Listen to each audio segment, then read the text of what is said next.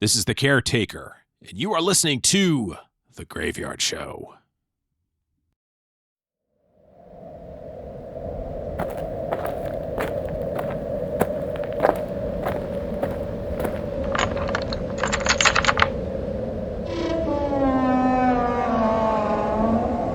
Welcome to the Graveyard.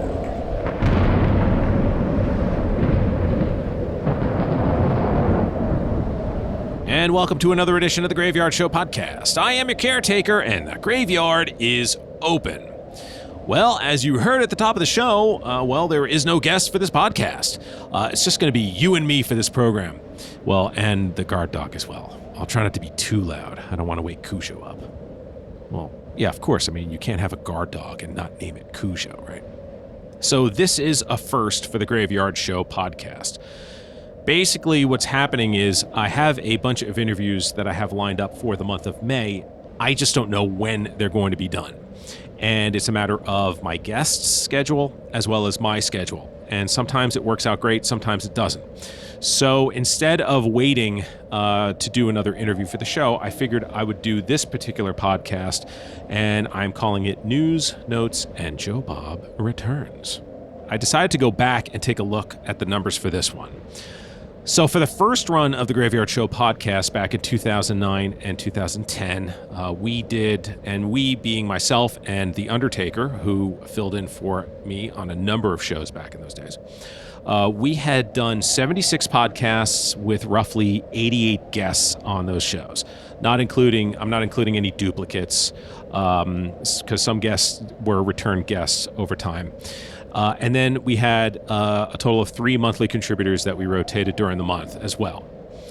With version 2 of the Graveyard Show podcast, I started at Tombstone 17 because 1 through 16 were just going back and looking at interviews from the 9-10 show. So from Tombstone 17 through last Tombstone, which is 44, that's 28 shows with 26 guests. Now, you're probably wondering how I got that number. 2 of those podcasts were a re-air of the original Graveyard Show podcast with Jack Messett. And then I had a return guest in Jason Hignite, who was also on the original version, so I didn't count them. And then, of course, I had David Weiner on about 100 of these shows as well. So I didn't include that in the numbers. So roughly, that is 102 guests over about 104 podcasts or so. Not bad. I'll take that record any day. So, of course, there's always a first for something. So why not be here? And why not it be me hosting my show and just kind of yapping like I used to back in the day? The original Graveyard Show podcast would be me saying hello, me doing the news, and then eventually somewhere along the line getting to the interview. Some of those podcasts were very long, and sometimes I go back and look at them and go, yikes, what was I thinking? But it was new. It was different back in those days, and I'm always looking to try to streamline the process with these podcasts as well. So very quickly, if you would like to reach out to me, the email address is gyspodcast@gmail.com. That's caretakersawesome@gmail.com. You can send me thoughts, comments, and if you're part of the horror community and you have something to promote, please do not hesitate to reach out as well.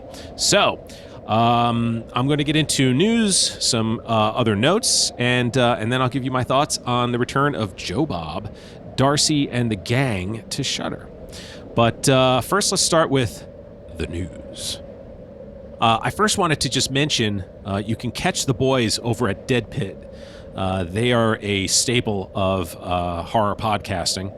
And you can catch them at their website, which is deadpit.com, and you can also catch them on YouTube as well.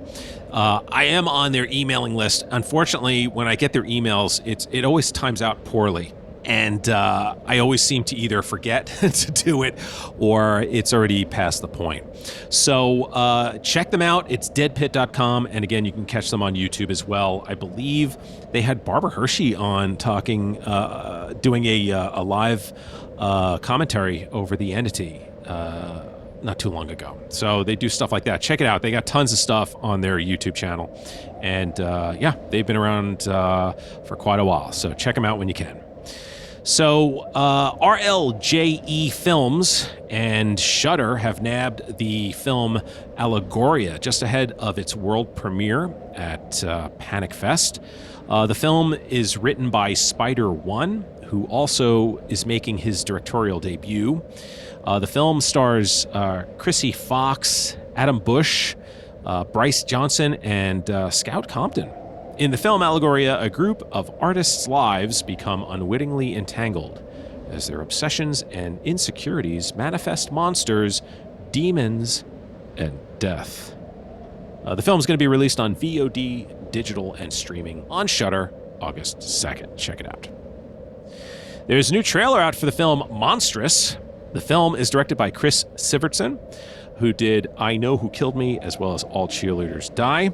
And the film was written by Carol Crest. Film stars Christina Ricci, Colleen Camp, Santino Bernard.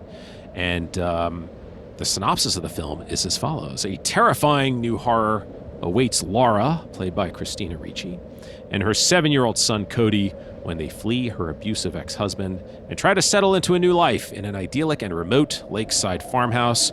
Still traumatized, their physical and mental well-being are pushed to the limit as their fragile existence is threatened. The film is an official selection of the 2022 Glasgow Fright Fest, and it will be in theaters and on demand starting May 13th.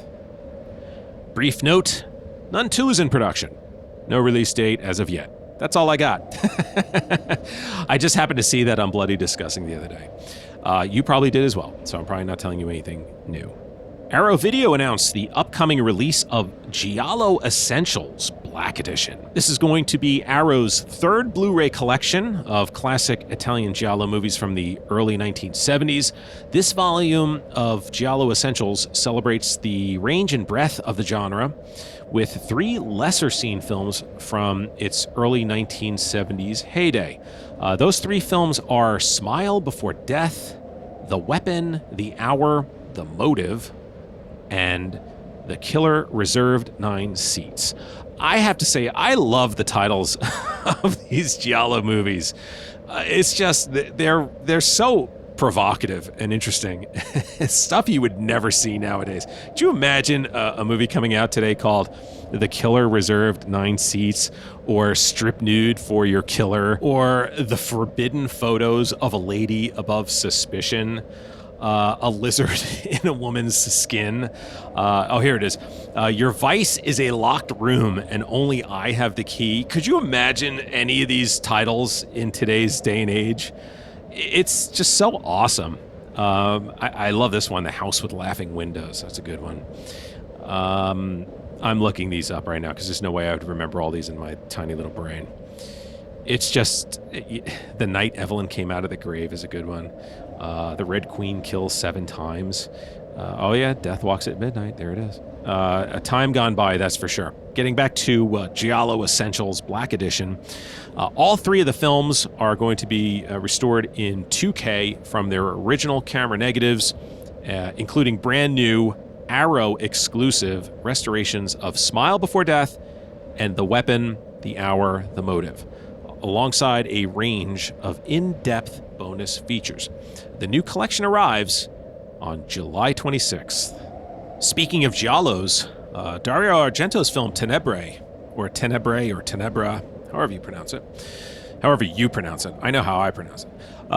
Tenebra gets a 4K ultra high def upgrade from Synapse as well as Arrow. Here we go. So Arrow Video and Synapse Films are joining forces for this brand new release that was just announced. You can pre-order now from both Synapse in the United States and Arrow in the UK. It's going to be a 3-disc 4K ultra high def Blu-ray. Yikes, that's a lot right there. 3-disc 4K ultra high def Blu-ray.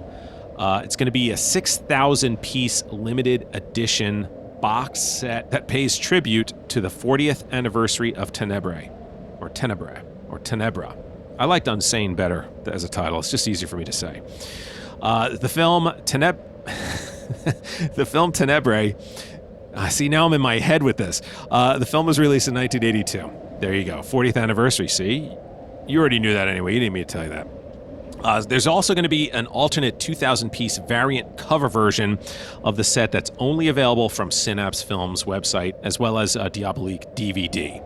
Of course, the film stars Anthony Franciosa, as well as John Saxon, Daria Nicolodi, John Steiner. And, it's so funny. Whenever I watch this movie, it's obviously one of my favorites, and I'm sure many of yours as well. I always imagine William Shatner in the role of Peter Neal. I always wondered how different it would really be. I don't think it'd be very different. It would have been pretty cool, though, if Shatner was Peter Neal in this. It would have been very interesting. It's going to be a stunning all-new 4K restoration of the film. It's going to include hours of extras, and for the first time ever, the alternate U.S. theatrical cut, which I just mentioned, Unsane. There's going to be tons of bonus features, as well as the other bonus features that came with it looks like the original release that they did of Tenebra. Disc 2 of this, really quickly, it's going to include the Unsane version. And again, if you're not familiar with that, when it first came to the United States, it was called Unsane. So with that, it's going to be the 4K, it's going to be a 2160p ultra high def Blu-ray presentation in Dolby Vision. And it's going to be in its original 1.85 by 1 aspect ratio. It's going to be the re-edited 90-minute US version, which is specially recreated for this release from the new 4K restoration of the full-length 101-minute version exclusive to Ultra High Def. 2 audio options you're going to get, which is a recreation of the original theatrical experience, complete with jump cuts and sudden audio shifts, and a new, more seamless edit created for this release, both in restored DTS HD MA lossless English mono. You're going to have optional English subtitles for the deaf and hard of hearing, as well as the original Take Me Tonight stereo EP recording performed by Kim Wilde. Here in the United States, the release is going to be July 26th. It's going to be the same as Giallo Essentials Black Edition. So there you go. You can get a whole bunch of Giallo films at the same time. More restoration news as the 1989 slasher film Hell High, otherwise known as Raging Fury, it's coming to Blu-ray in the United States, the UK, and Canada from Arrow Video. And I have to be honest, I don't remember this film. So this is kind of new for me. You know, it's amazing how many films kind of slip through the cracks sometimes. Fans in the United States and the UK can grab this film with the Raging Fury slipcover, which is the film's alternate title. So the film synopsis is as follows. When high school football hero John, played by Christopher Cousins, quits the team, he winds up falling in with a group of outcasts led by the sadistic Dickens, played to unhinged perfection by the late Christopher Stryker. With a willing new recruit in tow, the gang's youthful hijinks soon spiral into a night of abject horror when they decide to play a cruel prank on the home of their teacher, Miss Storm, who, unbeknownst to the youngsters, harbors a dark and tormented past. Hell High, which was released in some international territories as Raging Fury, is a singular entry in the 1980s horror canon, melding elements of the revenge movie with the trappings of the slasher genre to delirious effect. School's out forever. I always wanted to do that. Special edition contents include a brand new 2K restoration from the original negative, approved by cinematographer Steven Fireberg. You're going to get HD Blu-ray presentation, original uncompressed stereo audio, optional English subtitles for the deaf and hard of hearing, and a whole host of other stuff. You can pre-order your copy from Diabolique today, arriving July 19th. Well, you've heard the term jumping the shark. And, I think we've gone way past that when it comes to shark movies. We have had every shark movie made known to mankind, going from Sharknado to obviously the Jaws movies to the Meg to Ghost Shark and all the other shark movies made for Sci-Fi Channel. Well, I think we have finally reached the end of the genre. As a new film coming out of China has decided to take a bite, I couldn't resist. out of an old Saturday Night Live skit from the 1970s. Yep. Landshark is coming to a home video near you in May. The trailer is online. Good luck. So that's going to wrap up the news portion of this. For some notes, I wanted to mention that Weary Pines, the awesome duo of Jamie Chambers and Don McLennan Jr., of course, the composers of the In Search of Darkness as well as In Search of Tomorrow soundtracks. Well, their In Search of Tomorrow soundtrack is now available on CD. It's 10 pounds, which roughly equals about $13 US, or maybe $100 US, depending on when you're listening to this podcast. Yeah, that's how bad it's getting here in the United States. So you could check it out if you can afford the $10 and help these guys, get their music out there and throw them a payday. It is always appreciated. I know I'm going to be ordering mine, and they just do some great work. You can also catch them on Spotify, and if you don't own music and you just prefer to stream, if you can stream Weary Pines on Spotify and on Apple, I know the guys would really greatly appreciate it. It just helps the algorithms and everything else that goes on in this new age that we live in. It just helps them out and get them noticed, and gets them, I guess, more in the referral section when people listen to other music. So if you can help them out, that would be great. They're awesome. And if you did not catch their interview on this show, go back and check it out. It was great. And they're really good guys and talented musicians, to say the least. Speaking of music, yours truly being a resident of the Los Angeles area, I decided a little while ago to go down to one of my favorite places, Amoeba Records. Now, if you're not familiar with Amoeba Records, there are two of them here in California. The original was opened in San Francisco in the Haight-Ashbury district, and then the second one is down here in Hollywood. And they just recently relocated. They used to be on Sunset and Cahuenga, and now they're over near like Hollywood and Vine, over in that area.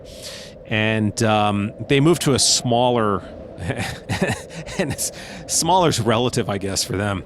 But they used to be in this huge building, and they used to have live musical performances in there.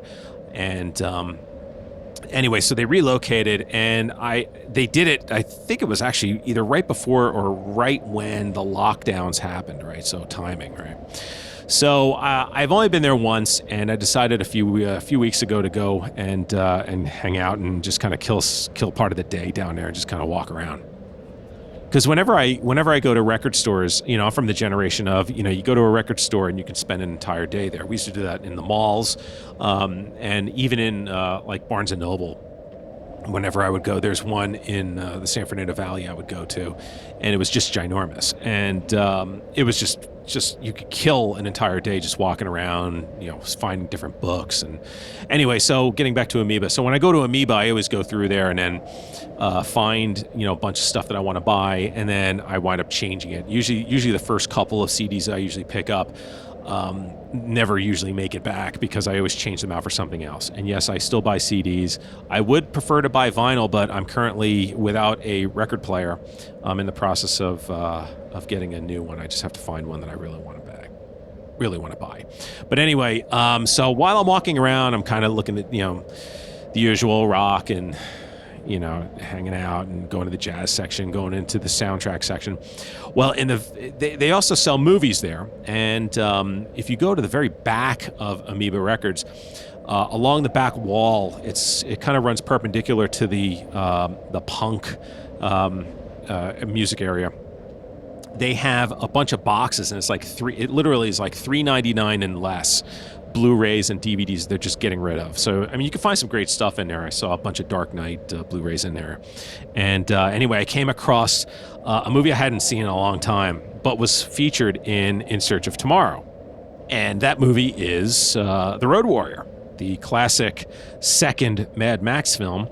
And they were selling it for $3.99. They had a couple of copies there. So I was just checking it out. And I'm like, I haven't seen it in a while. Just watched In Search of Tomorrow. I had David on the show.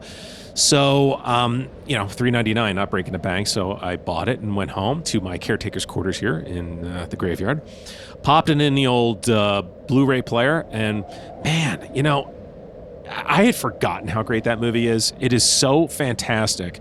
And again, when you think about it, it's from 1982, 40 years ago. And you got to, think about before cell phones, before, computers, before all this stuff. And you're making these movies, out in the desert or in the outback of Australia. And, you're doing these incredible stunts. It's just such a fantastic film. And if you get a chance, go back and watch it. And if you live in LA, hey, you can get it for $3.99 and own it. You're not going to regret it. But if you don't, I'm sure there's a million places online you can find it as well. You can just go to a website like justwatch.com. It'll show you where it's available. But I highly recommend, if you've never seen it, if you're not familiar with it, or if you haven't watched it in a while, check it out. It's so awesome. Speaking of music, one of the cool things that I like to do, I don't know if you consider it cool, but one of the things I like to do is there's certain times of the year here in LA where the temperature gets, cool. For us, winter, can be in the 50s. Sometimes it drops into 40s. There's some mornings where it actually gets down to the mid to low 30s. But there's some nights where I'm driving around, if I'm driving either from Hollywood into the San Fernando Valley or vice versa, and I'm driving through one of the canyon roads, especially if it's late at night and it's one of those really cool nights, and if you get a smattering of fog coming over, I always like to put in the fog soundtrack. I have it on my iPod. Yes, I still have an iPod. But I always keep it on there most of the year, because you just never know. Because sometimes even during the summer, sometimes you can get a little chill in the air, depending on the time of year. But it's one of those things. I'm curious if any of you have ever done that. Ironically enough, I've never done it in San Francisco all the times that I've been up there. One of these days I'm going to have to do it. Because there's some awesome places in San Francisco you can go to where there's just, fog aplenty. But it's just one of those things. It doesn't even have to be a foggy night. If it's just one of those really nice, cool nights, like in the 50s, roll down the windows, and, it's just awesome. It's also soothing, yet it's also a good mood creator as well, especially the early tracks in the soundtrack with the piano. But I'm curious if any of you have ever done something like that. Let me know. GYS Podcast at gmail.com. So let's talk about Joe Bob. Joe Bob, Darcy, and the gang have returned. Ironically enough, it was when I was thinking about doing this podcast last Friday. I had no idea, because I'm not on social media, that Joe Bob was coming back for the new season at this point in time. So I found out an interesting way. I got my usual Fright Rags email, and Ben Scrivens said, hey, here's all new Last Drive-In merchandise for Joe Bob's Season 4 premiere. So I went online just to confirm that it was that Friday, and sure enough it was. And Joe Bob, it's tough for me to watch it live because it's on Friday nights, and that's, my wife and I are spending time together. I mean, we're going out and having a date night, or, just kind of relaxing and just spending time together. So it's really hard for me to watch Joe Bob live. So most of the time I catch him on streaming. I almost said repeat. Yikes. I'm from a bygone time, aren't I? So for this particular time, I actually was able to catch part of the open of the show, and he's talking, and I wasn't sure what movie he was talking about. It was the 100th movie that they had on the Last Drive-In, and I'm not going to give anything away. I'm going to talk about it, but I'm not going to give away any surprises in the show. There is a surprise, and I'm not going to ruin it. So if you haven't seen it yet, don't worry, I'm not going to ruin it.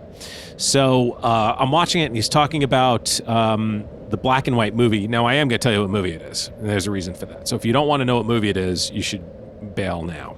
It turns out he's talking about Night of the Living Dead, and I'm like, wow, okay. This is great, because if you're a regular listener to the Graveyard Show podcast, what a fan of Romero's I am, as well as what an influence he was on me as I was studying to become a filmmaker and get involved in movies and all that stuff back in my college days. And I've had several podcasts on about George Romero. I had his widow, Suzanne Desrochers Romero, on, as well as Judith O'Day from the original Night of the Living Dead, as well as I've spoken about his films with author Kim Paffenroth, who did a book called Gospel of the Living Dead, which was about, at the time, the first 4 zombie movies. And if you haven't read that, highly recommend it. It's great. And I've also built a George Romero wing here in the graveyard, so you can catch that on the YouTube channel as well. So seeing Joe Bob talking about Night of the Living Dead, of course, I'm locked and loaded. And I was watching, I watched up until the first interruption, and then I had to go. But I went back and watched the rest the following day. And, Joe Bob is such a master. I'm not telling you anything you probably already don't know. And I'm not saying anything that's original. But I feel like I need to say it. Joe Bob is such a master. He's more than just a, quote, horror host. Here's somebody who is someone who knows about cinema, who's written about it, who's done movie reviews, who knows the history of it. And he just is such a treasure that I hope everyone out there really appreciates what you're getting right now with Joe Bob. Because I feel like sometimes we just get so used to things that you don't appreciate them while they're there. So I just wanted to take a moment to say thank you to Joe Bob, thank you to Darcy, thank you for the crew on The Last Drive-In. You all just kick ass out there. You guys put on a great show, great product. It's always fun to watch. There's a reason why you are so popular and why people say they will get rid of their Shudder subscription if they cancel the show. It really is. Joe Bob and Darcy just work so well together. It's so well done, and there's stuff that happens not only in the first film, but there's stuff that goes on which I won't give away in the second film, which I won't tell you what that is. I'll leave that. You can go find out what that is. But there's stuff that happens in it that's just so great, and it's just so much fun, and you learn and you're entertained, and there's just a lot of heart and just a lot of passion that goes into that show. I learned stuff about Night of the Living Dead that I didn't even know about, and I'm sort of a fanatic when it comes to that movie. Joe Bob talks about, how and why it went into the public domain, gives some information regarding the distribution of the film, talks about, the cast, and gives you an insight, I should say, into what each person, was doing at the time of making that film. And, one of the things I think people forget about is that George Romero and his team, they were making commercials. And as a matter of fact, if you got the first, I think it might have been the first DVD release of Night of the Living Dead. It's the one that has Kira Schoen on it, the girl in the film. It's sort of the famous picture of her with kind of her hair over the one side of her face looking down that they've used on the cover of books. There was one DVD release that had her on the cover, and I believe the jewel case was red. And on that DVD, they included some commercials that Romero had directed. So if you've never checked it out, I'm sure you can find it out there in internet land, but check it out. It's really interesting because also, you kind of forget, I kind of forget, having grown up watching these, a lot of these commercials were made like, short movies, like 1 minute movies or so. And a lot of them are kind of quiet, and they just kind of just do their thing, and there's like a story in it. It's really interesting when you look at what commercials are now versus what commercials were then. No judgment on better or worse. It's just different. And because there are sure some amazing commercials and really witty commercials that are being made now. But it's just different how the process was done from then to now. But it's really interesting. Night of the Living Dead information you can get from Joe Bob on this program, and it actually is the first time he's hosted that film. He's never done a show on Night of the Living Dead, ironically enough. So there you have it. So the Caretaker says 4 stars. Check it out. All right, I'm going to begin to close down the graveyard here because I think I talked all of our ears off at this point. But before I go, I just want to mention Catacombs of Horror. It is a video production that I produce exclusively for online content. You can find it on YouTube on the Graveyard Show Podcast's YouTube channel. Currently, I have 3 videos that are available on it. It's in a playlist, so if you go to the Graveyard Show Podcast, go down to playlists, you'll see Catacombs of Horror. And the 3 productions I've done is What Best Represents 1980s Horror, Favorite Scenes from Count Yorga Vampire, and the latest edition that I dropped is my favorite scenes from Halloween 4, The Return of Michael Myers, as well as the missed opportunity the Halloween series could have taken. And why I also think that H4 is the most important film in the series outside of the original. By the way, Halloween fans, where are you guys? Do not make me regret doing this. I spent the entire month of February putting this together. Do not make me regret doing this, because I can tell you right now, Count Yorga fans are out there and they're gobbling up the favorite scenes of Count Yorga Vampire. And also, Catacombs of Horror is going to have its own YouTube channel very soon. It's up right now, but it only has the Count Yorga video on it. I have to go in and re-edit the other 2 videos. I'm doing a new way of putting markers on it and putting studio credits on it and stuff. To kind of help out with some of the copyright issues. If you don't know my copyright issues that I had with the Count Yorga video, go back one podcast and I talk about it on there. So Catacombs of Horror, and also on YouTube, we are currently building a new vault. And that vault is going to be containing the old BC's video vault segments from the original Graveyard Show podcast from 9 and 10. And I think there are 7 of them. It's Brian Collins from Horror Movie A Day. He was a monthly contributor, and he would review, I can't remember, it's like 2 or 3 movies a month. So we had a segment called BC's Video Vault. So I thought I would chop those up from their original podcasts and put them online on their own, so you can catch that as well. Make sure you subscribe to the Graveyard Show Podcast YouTube channel, and you will be alerted when all of these new videos are uploaded for your entertainment pleasure. That's going to do it for me, my friends. You can find the Graveyard Show Podcast everywhere podcasts exist, and as I mentioned, the YouTube channel as well. If you know anyone who's a fan of horror, please invite them to enter the graveyard. New listeners and friends are always welcome. Well, I hope you enjoyed this podcast. I did. This was kind of different and fun. And in the meantime, I'm going to be getting these next bunch of interviews together. So Tombstone 46, I should have a guest. I believe I know who that guest will be, but I'm not going to ruin it. I'm not going to spoil it until it's actually done. So there you go. All right.